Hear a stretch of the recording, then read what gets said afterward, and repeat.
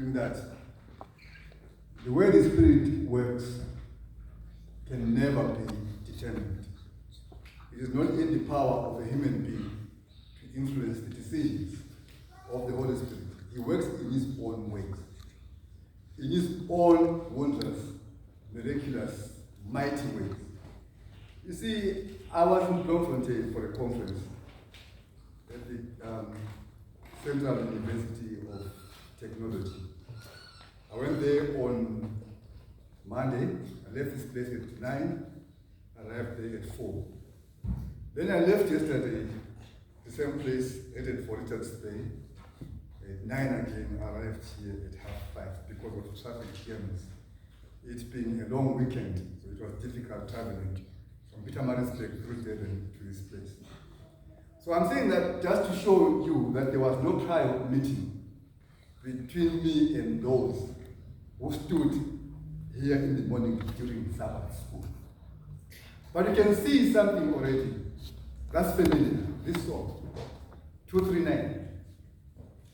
I have it at the back there, 239. I had it twice. It was going to be the first and the last song. So I said, we can't sing it 3 times. And the content of the message is essentially the same message. I'm saying there was no prior meeting between me and them. I was how many Ks away from here? 850 Ks away from here. And they were on their own preparing here. So which means that the message of the day is about the potter and the clay. It's about the only way, which is in Jesus.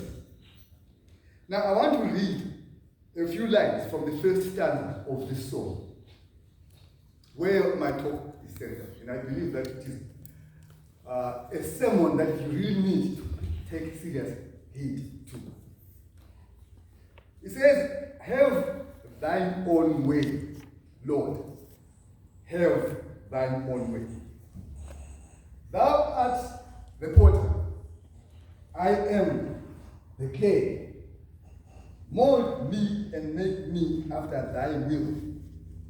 While I am waiting, yielded and still. My point of emphasis is on the first 2 lines. Have thine own way, Lord. Have thine own way. Thou art the potter. I am the clay. So there is a relationship here between the potter and the clay. The lines we have read give authority to the potter and less of that to the clay. The clay has no say in the business that is being transacted by the potter. The clay is merely a subject of the potter. He has no say. The clay is not consulted. The clay is just in the business of the potter. So he says, have thine own way. It is assumed that the speaker who says, have thine own way, understands that he occupies an inferior position relative to the potter. He understands that. So he says, have thine own way.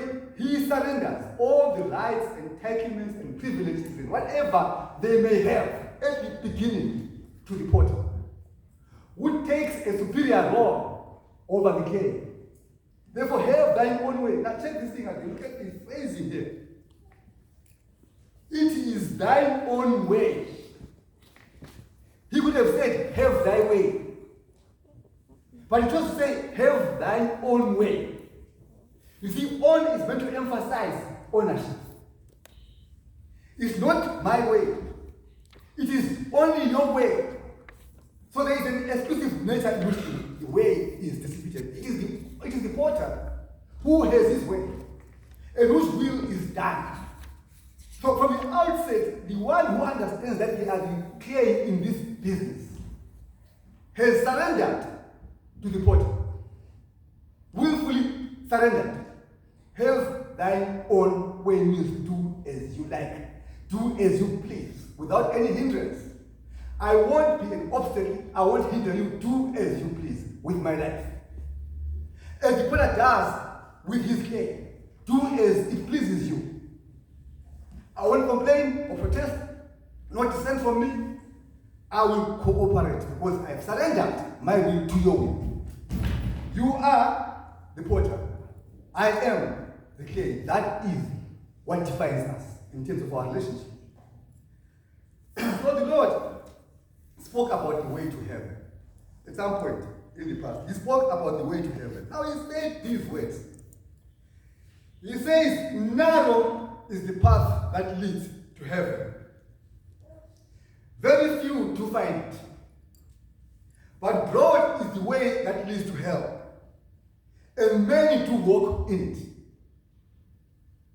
So narrow is the way that leads to salvation. Very few walk in that way. Broad is the way that leads to damnation. And many find themselves on that road.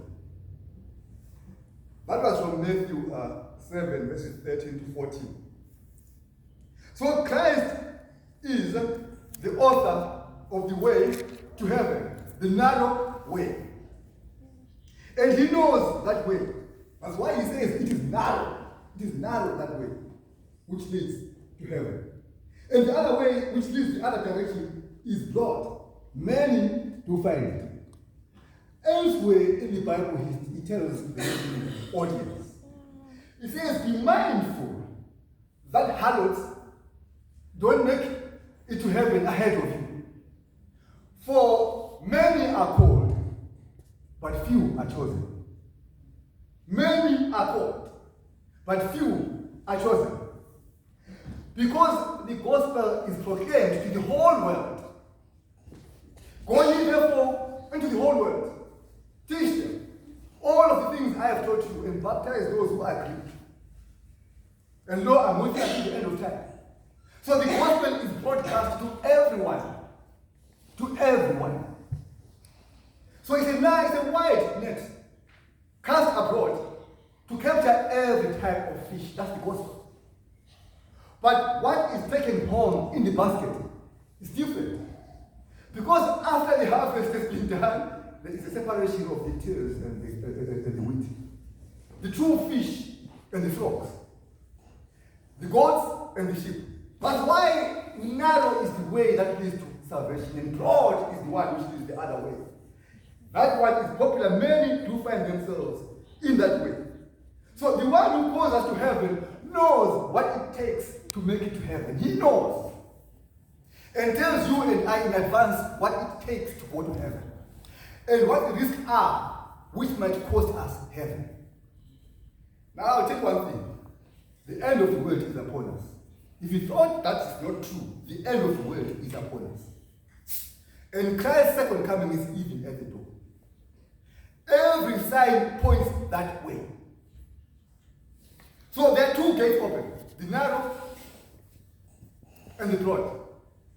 And very soon, people will have made their decisions for salvation or for damnation. Now you see, the only way in which we can be saved, because we have said, have thine own way, Lord. You are the potter, I am the clay. I want to make it to heaven. I don't know how I can do it. You know. Therefore, on that basis, you who has superior knowledge can lead me to heaven. I know that, and I trust you to do that. Therefore, I surrender everything to you. Huh? That song said, I surrender all. I surrender everything to you. Because ultimately, I want to make it to heaven. I'm prepared for what it will cost. I will follow you all the way. Whatever you say to me, I will do. I will comply. I want to get into heaven. I understand we're at the end of time, and you're soon coming. I want to be ready for translation. That must be your prayer. That must be my prayer.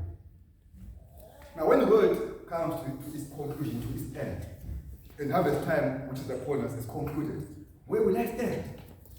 See, I look at myself, and I'm discouraged. My deformities, my failures, my weaknesses, my evils, my evil thoughts, my evil feelings. Everything about me says you're going the other way, to hell. I look at my family, my neighbors, my church friends. I wonder, are we ready for the translation? I look at the church in the world, the whole church, our church, and see things in the world. which points the other way, not this way.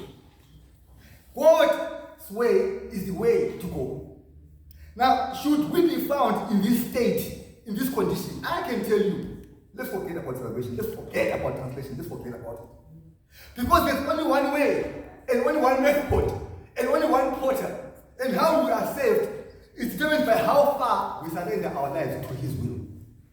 Now, I want to read from Acts 4, verse 12. I think we all know that. That's Acts 4, verse 12. Just for the point for grounding my talk. Acts 4, verse 12. See, some things that will happen in this world and in the church. Verse 12.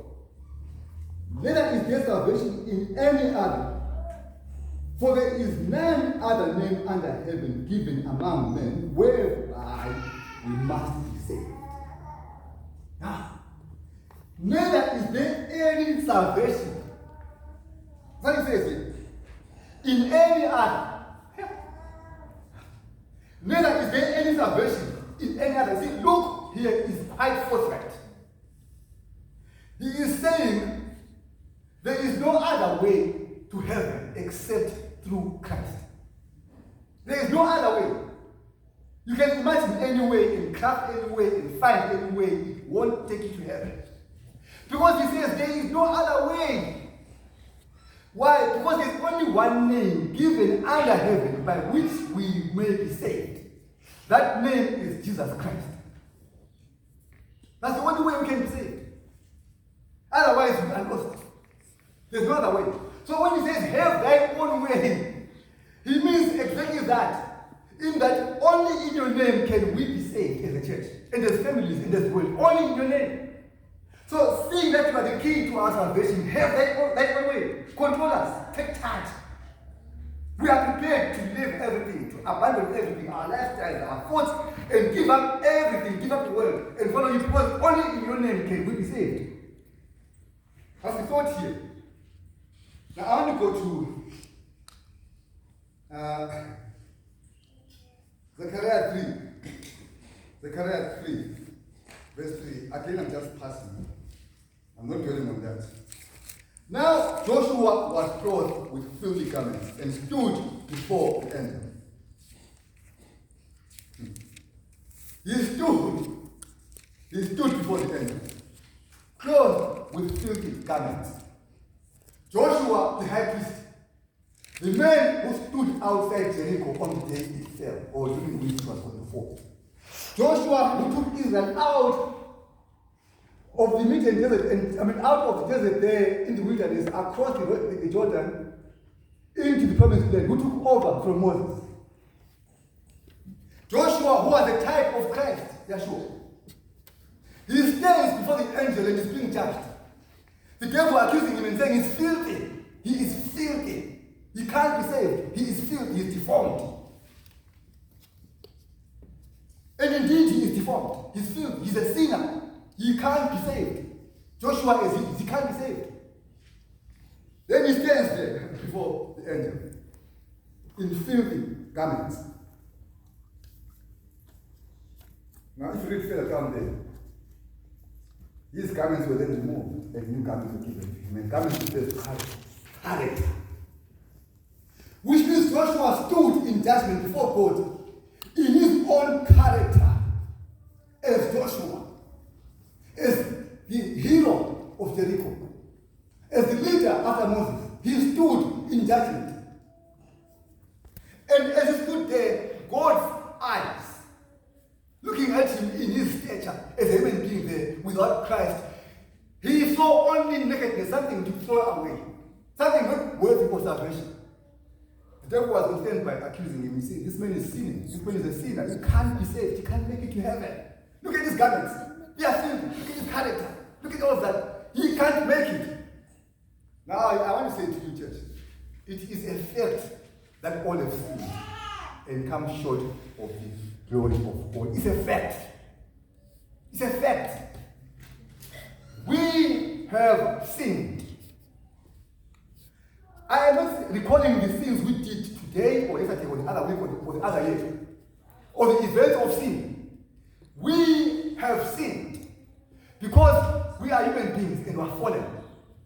When Adam fell, we were in his loins. We were in his loins. Where he fell, that's where we fell as well. So we are sinners by definition. We are sinners because our parents, our first parents, fell into sin. We are sinners therefore. Therefore we are deformed. So the devil is right in touching us with sin and saying, these are filthy. These are filthy. You can't take them into heaven. They are filthy. He is right. We can't debate that. We can't debate that. Because all have sinned. All have sinned. And for the short of God's glory. We've all sinned. Only one man did not sin. That is Christ. That is why his way is the only way. It's why he is the one who occupies the potter's position. And we are here. Because he never sinned. Yet we sinned. Let's go to Isaiah 45. I will read from this. Isaiah 45. I will read from verse 9. That's where our sermon is. Have thine own way, Lord. Have thine own way. You are the potter, I am the clay. Have thine own way, says the Savior. Now, Isaiah 45, verse 9, deals with the condition of the clay. Verse 9 reads, woe unto him that striveth with his maker. You got that? Woe unto him that striveth with his maker. Let the pothead strive with the potters of the earth. Shall they say to him that fashioneth it, what makest thou?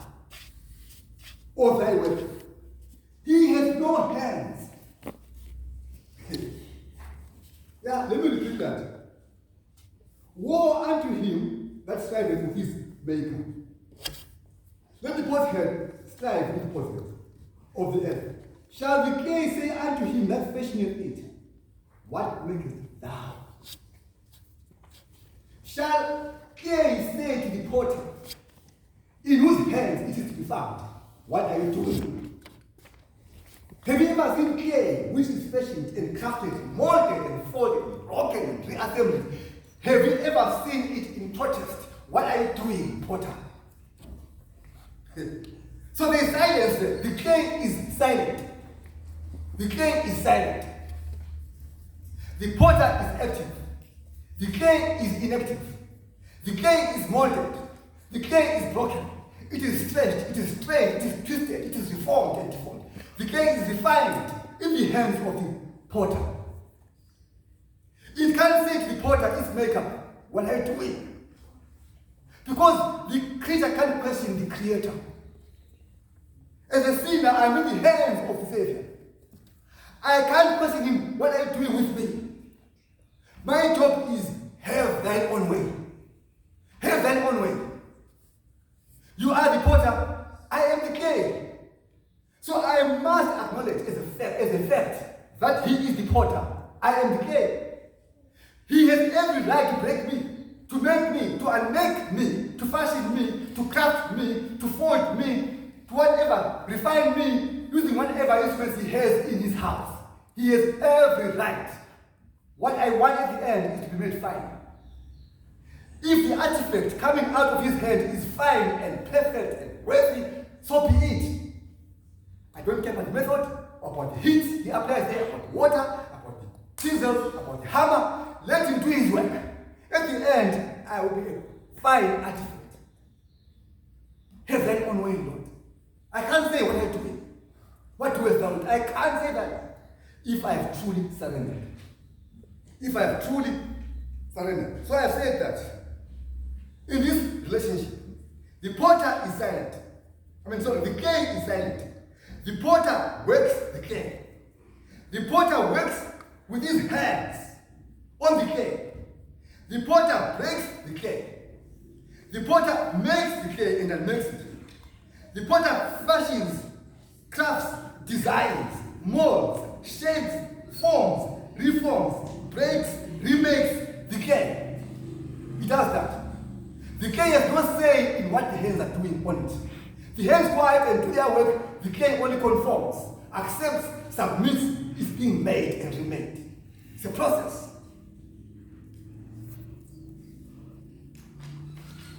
Have thine own way, Lord. Have thine own way. You are the potter, I am the clay. So the clay is able to be broken, to be fashionable, to be crafted, to be smitten, to be reformed, because it is malleable. It is malleable, it's soft. You can turn it around. You can squeeze it. You can press it. You can stretch it. You can do whatever you want with your hands because it is malleable. It can stretch. It allows any curve, any pressure. It allows pressure, force, design. It allows it.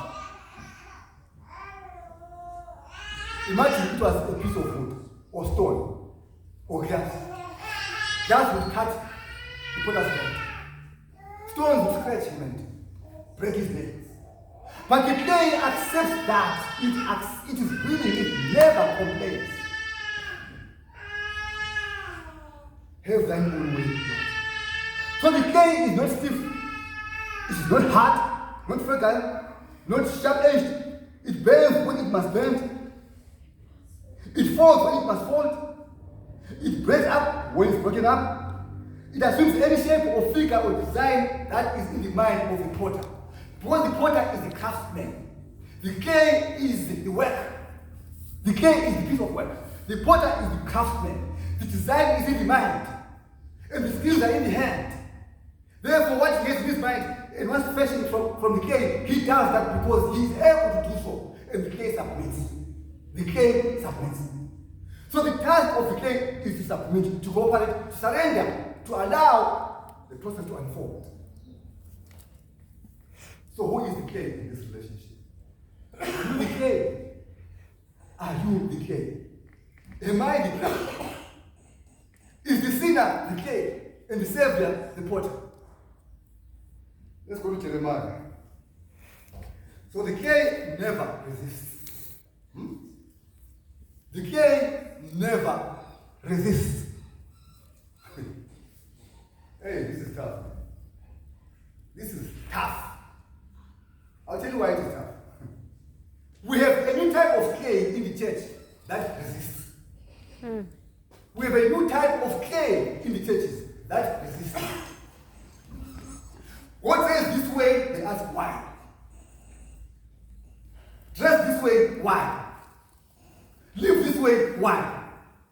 Speak this way, why? Walk this way, why? There are questions all over. The clay is questioning the potter. It's what we see in the churches. God's way is not the only way anymore. There are many other ways. We have got our own ways of being saved. We have designed our own ways of salvation. We walk our own path and God must only endorse our decisions. So now, they're saying, have thy own way. We're saying, submit to our way, submit to us. So we have reversed the roles now. The Creator is now below us, we are above Him. I'll tell you these things I've seen. Shocking things in our churches. Shocking forms of worship, of singing, of music, of worldliness, shocking things. Things I never saw growing up in this church. I never saw them, but we see them now.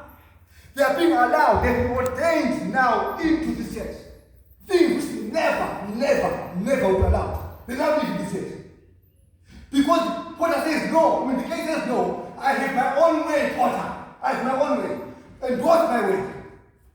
Telling the master to endorse it for me. You can go to our universities. You can go to North America. You can go to Roma leaders. You can go and see. You can go and see. You can witness how they teach scriptures now. They've allowed things which were hitherto unallowed, which could not make it into our pulpits. They now preach them from the pulpit. Look at our conversations at session. We will discuss things about gay rights, things about gender rights, things about all of these things. The word's language is in our church now, the world's language.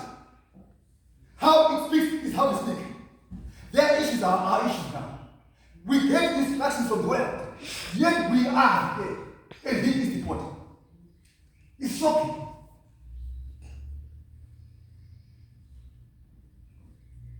Let's go to Jeremiah 18, verses 1 to 3.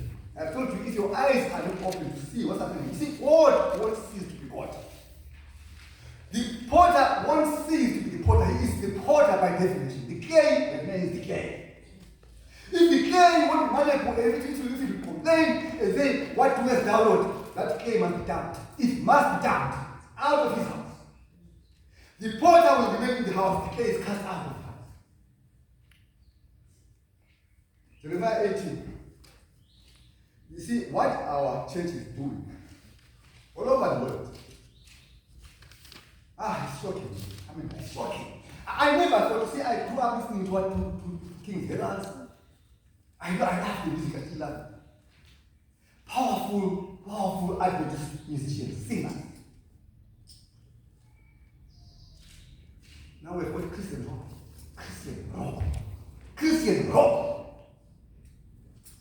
Now go and study the origins of rock and roll. Go and study where it comes from. And the power behind it. And the principle of rock and roll. Go and study the lexicon.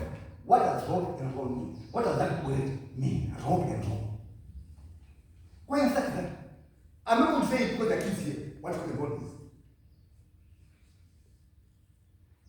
But it belongs to the church of Satan. That genre of music belongs to the other church. That we now redeem it, convert it, baptize it, ordain it, and sing it from our pulpit and say it's Christian rock.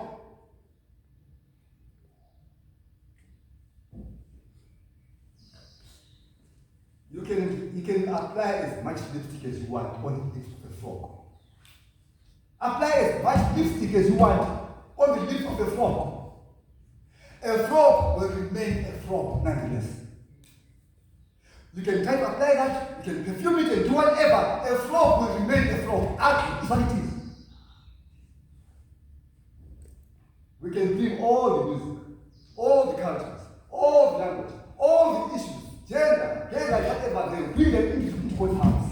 God will remain God, will remain sinners. We need God, not He needing us. We need Him. So I will say, have thy own way, Lord.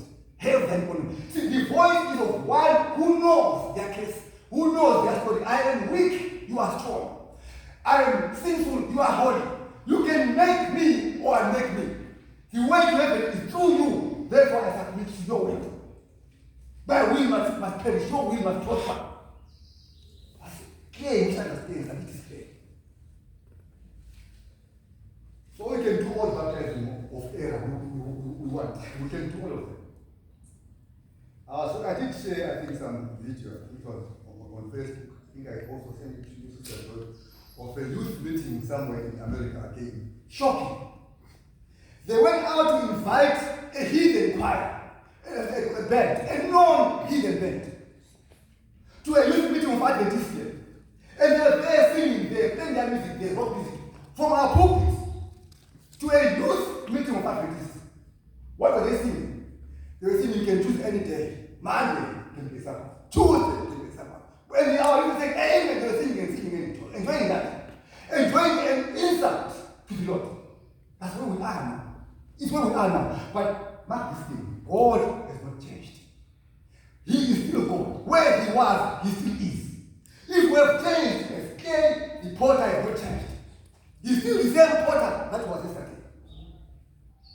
Jeremiah 18. From this one. I'm on the issue of the potter and having thine own way, Lord.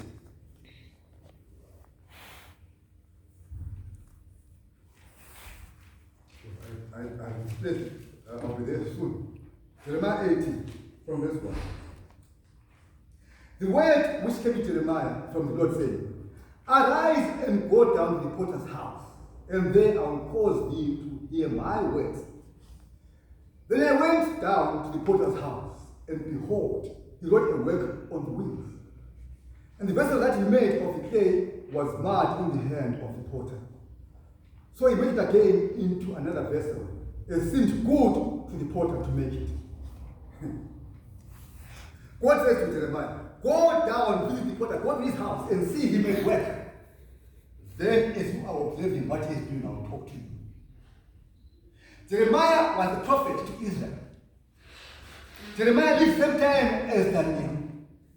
Jeremiah lived at the time of Babylonish power, when the nation went to captivity in exile. That's when he lived, and he gave many warnings to Babylon, to Egypt, and to Israel concerning God's judgments. Now he's told, go down and see the potter at work. Observe him silently while he's working. Then I'll talk to you. I want you to look at verse 3. He says, verse 3, Then I went down to the potter's house, and behold, he wrought a work in his wheel. So the potter had a wheel, which he turned. As he turned, it churned that mud, that clay, forming it and making it usable. Verse 4. And the vessel that he made of clay was marred in the hand of the potter. So if you looked at the artifact, what he had made, looked very ugly. Marred means damaged, means deformed. So in his hands, if he applied pressure and turned it, it looked deformed, it looked damaged, it looked ugly in his hand. Yet it was undergoing a process of restoration, a process of creation, of recreation, through his hand. Then the word of God came to me. I'm in verse 5. O house of Israel, cannot I do with you as this potter? Yeah. So you say, okay, Jeremiah, you have observed the potter and his utensils and his tools and the clay in his house at work. You have seen him damage, break into pieces and rework the clay. You have seen him do that. Now I'm asking you, can I do the same to you? Because I am the potter, you are the clay. Can I do the same thing to you? Break you up, rebuild you, recreate. Can I do that which you have seen being done by the potter? Can I, as potter? So why should God be disempowered? Why should God receive instructions from the clay if he is the potter? He says that you have seen that. Why should anyone ask me, what am I doing? Can I do with you as I please, says the Lord. As the potter, says the Lord. Behold, as the clay is in the potter's hand, so are you in my hand, O house of Israel. As the clay is in the hands of the potter, so are you in my hands. The dead is in God's hands. He has every right to make, to break, to recreate, to form, to twist, to turn. He has every right. We can't say, God, we don't agree with this syllabus. I remember when I was doing grade 8, which was Form 1 then, there used to be a song. I don't know how many of you might have known that song. I think it was a British band behind that song. It went something like, we don't need no education. You know it? Yeah. We don't need no education. Teacher, leave those kids alone. Hey, teacher, leave those kids alone. And that song became popular, became famous. Now listen to the lyrics. We don't need no education. Teacher, leave those kids alone. Hey, teacher, leave those kids alone. That's another song we listened to, which went up the charts. Because the word was in rebellion then. It made sense. It made sense to deconstruct order, to overturn it. The word enjoys overturning order. Therefore, no more instruction. Teacher, leave those kids alone. So we have Christians in this world who say, we don't need no religion. Total, leave those kids alone. We've got that. Churches women, they don't want to be instructed. God must listen to them. God must accept them as they are. He must save them as they are. That's where we are now. As I was driving down the road, there was a car in front of me, written in nice writing on the door. No rules. You have seen that? No rules. No rules. Somebody was courageous enough to preach to the world that he lives by no rules. That's where the world is. The world wants no rules. Those rules which they hate are the 10 Commandments. The church too has joined in that song to say, we will do as we please. We will do as we please. Maybe as I conclude, let's go to Isaiah 4. I didn't have this in my text, but I think I must read it. This mindset of Cain, the mindset of Cain, who in this era would not capitulate, would not submit to the Lord.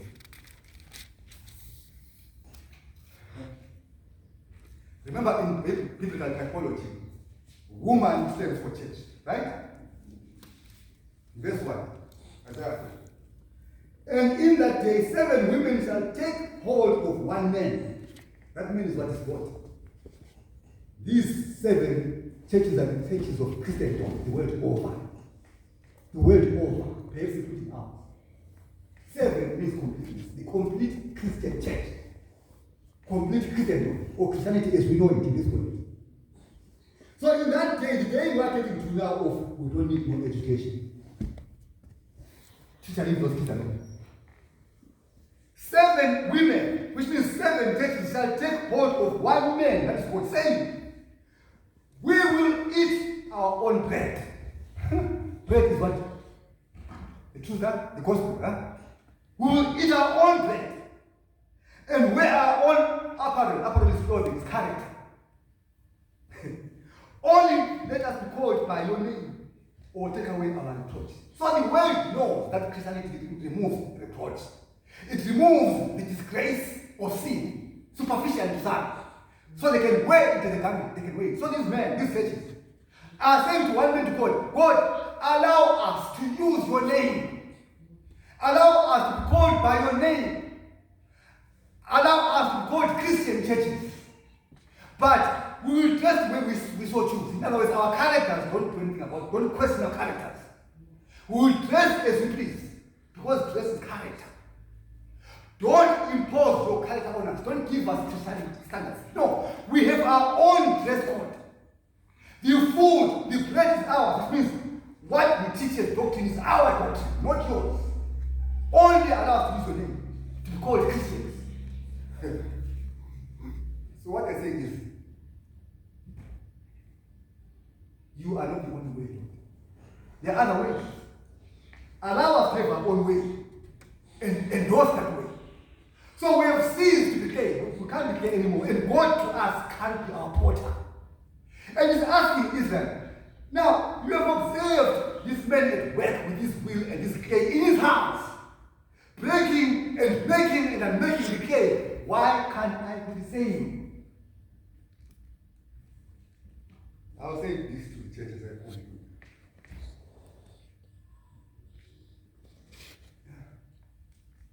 So the issue here is the quality of being moldable. The quality of being moldable. That's the issue. You are in the wheel, in his hands, which is this church. In that wheel, in his hands, you look broken, you look damaged, you look wounded, grievous, in his hand. As long as you are in his hand, you are safe. Don't bother that you are being broken, being unmade, being remade, being torn apart. Don't bother. The potter works that way. He knows what to do with the clay. He can twist and turn and turn it. At the end, you produce a refined product, a perfect character. That's what he will do. So let him do his work. Be moldable. So when he teaches you, bend. When he tells you, turn. Whatever he does to you, willfully submit to him, in the end, you'll be very happy when we want to see in your mirror there a perfect Christian character. Because the potter has done his job.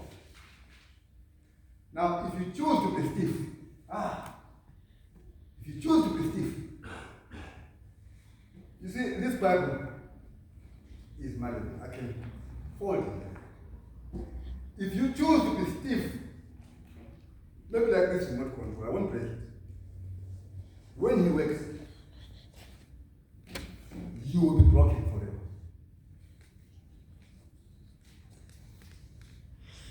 So we change and are conformed to his will by being molded.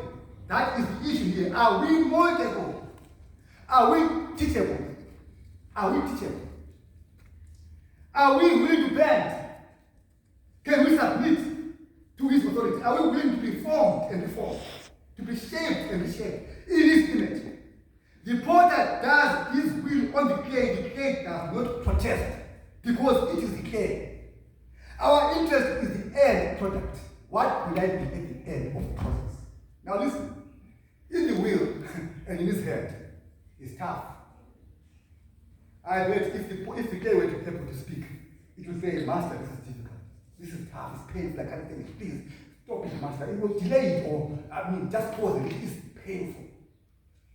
If the clay could speak. But the clay is silent. The process unfolds, continues, and the clay is being remolded into a beautiful article.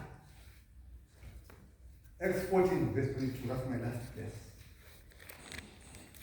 Acts 14, verse 22. Will I be transfigured? Will I see God in you?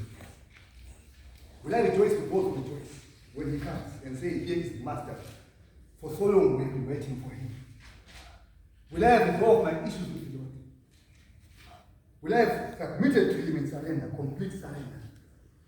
22 verse Acts 14. Confirming the souls of the disciples and exhorting them to continue in the faith, and that we must, through much tribulation, enter the kingdom of God. Did you hear that?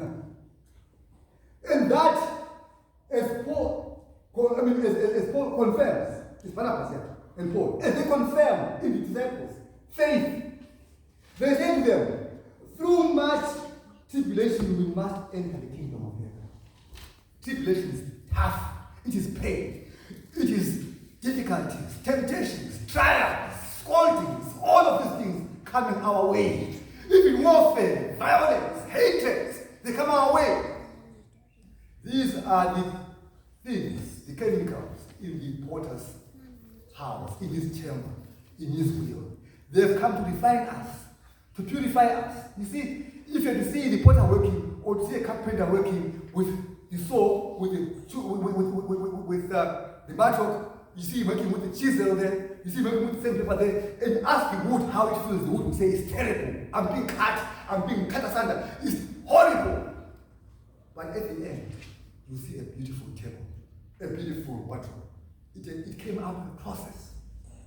So we'll go through tribulation, through pain, through privation, through hunger, through suffering. These are the means God is using to purify us. In the fires of the furnace at the end, we will be perfect as burnished gold.